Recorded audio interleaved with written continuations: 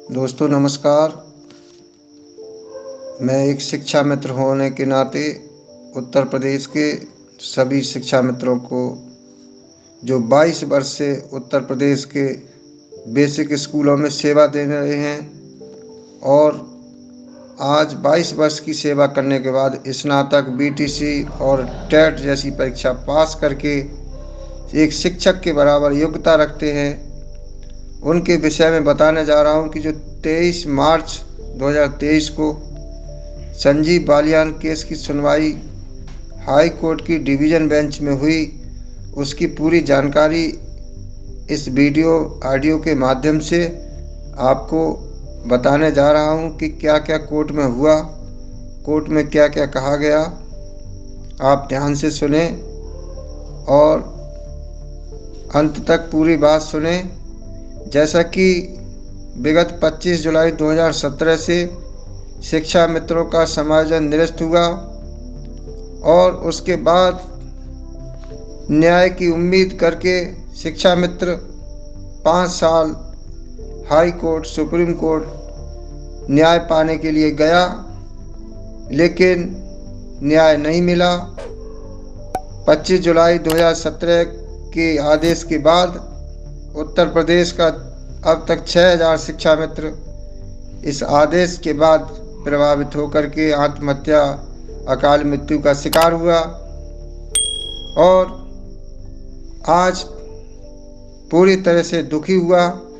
कहीं जब न्याय नहीं मिला तो उनकी पीड़ा को समझ करके एक समाज सेवी व्यक्ति, जिन्होंने 2022 में एक जनहित याचिका के रूप में माननीय सुप्रीम कोर्ट में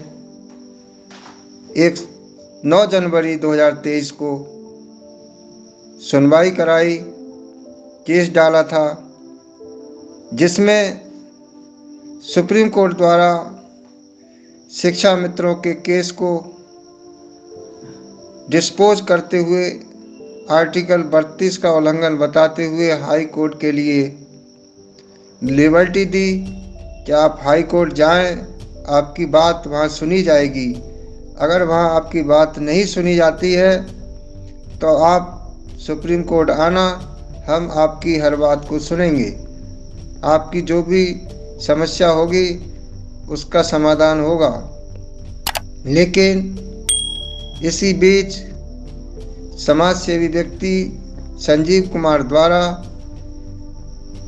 विगत पिछले दिनों माननीय हाई कोर्ट इलाहाबाद में डिवीज़न बेंच में एक केस फाइल किया गया, जिसकी सुनवाई 23 मार्च 2023 को माननीय मुख्य न्यायाधीश और जज महोदय की उपस्थिति में केस लगा।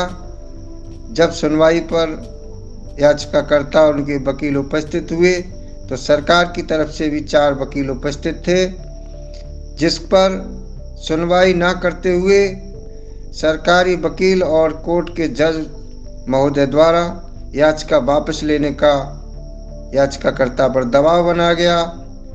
याचिकाकर्ता की बात सुनने से मना कर दिया गया। याचिकाकर्ता की तरफ से वकील द्वारा कहा भी गया कि ये केस सुप्रीम कोर्ट के आदेश के अनुसार ही हाई कोर्ट में आया है, वहाँ से लिबर्टी दी गई है। लेकिन सरकारी वकीलों द्वारा 25 जुलाई 2017 को निस्तारित केस बताया गया, जिस पर याचिकाकर्ता ने याचिका वापस नहीं ली तो उस पर जुर्माना भी लगाया, 10,000 रुपये का जुर्माना भी बताते हुए, और केस को डिस्पोज कर दिया, निस्तारित कर दिया। इससे ये सिद्ध होता है कि दोस्तों, हाई कोर्ट में जो बैठे न्यायाधीश न्याय करने के योग्य नहीं रहे, क्योंकि वो तो सुप्रीम कोर्ट से भी बढ़कर हो गए। जब सुप्रीम कोर्ट ने हाई कोर्ट को भेजा था और बात सुनने को कहा गया था, लेकिन उस बात को नज़रअंदाज करते हुए एक गरीब शिक्षा मित्र जिस पर पैसा नहीं है केस लड़ने के लिए, जिनका केस एक समाज सेवी व्यक्ति लड़ रहे हैं उस केस को नहीं सुना गया। इससे ये सिद्ध होता है कि अब हाई कोर्ट में न्याय ना मिलना एक हाई कोर्ट के जजों की अयोग्यता को साबित करता है।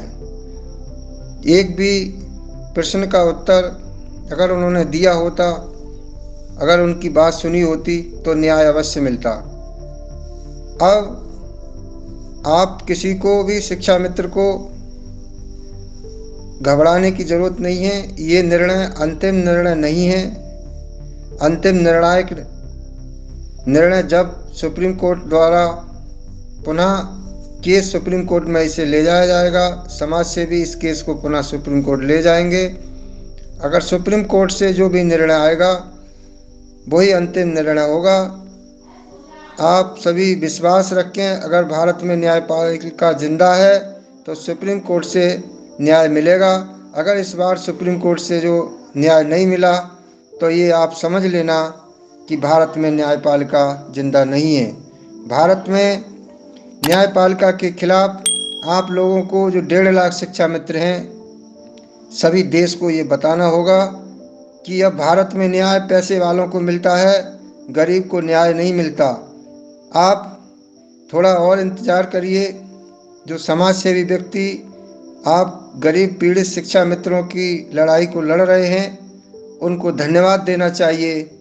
आप लोगों में से ही कुछ लोग, जैसे सुनवाई की खबर मिली तो ग्रुपों में तमाम अनगत बातें लिख रहे थे। ये ठीक नहीं है।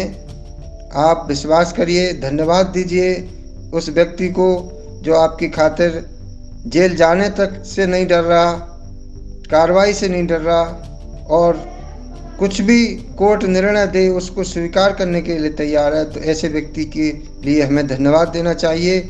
और आप न्यायपालिका पर ज़रूर विश्वास रखिए। अगर हमें सुप्रीम कोर्ट से आपको न्याय नहीं मिलता है तो आप ये समझ लेना कि भारत में न्याय जिंदा नहीं है।